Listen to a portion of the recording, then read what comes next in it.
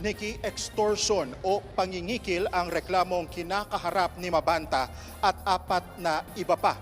Ayon sa NBI Organized Transnational Crime Division, sinubukan umanong kikilan ni Mabanta si dating House Speaker Martin Romualdez. Humingi umano sina Mabanta ng 350 million pesos kay Romualdez kapalit ng hindi paglalabas ng sensitibong impormasyon na nag-uugnay sa kanya sa isang flood control project.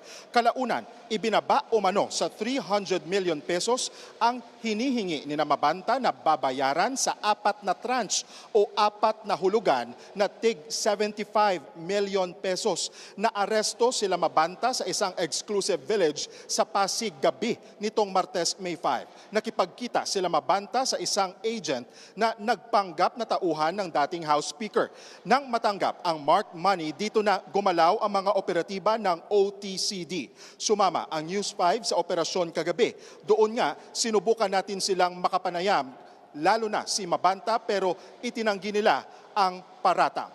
Mismo ang kampo ni Romualdez ang dumulog sa NBI para magreklamo. Dating commercial model at kasalukuyang founder, may-ari, CEO ng isang online media platform si Mabanta. Nakatakda silang isa-ilalim sa inquest proceedings ngayong araw at kasabay niyan, alas 11, maya-maya ay magkakaroon ng press briefing mismo si NBI Director Melvin Matibag. Yan muna ang latest mula dito sa NBI.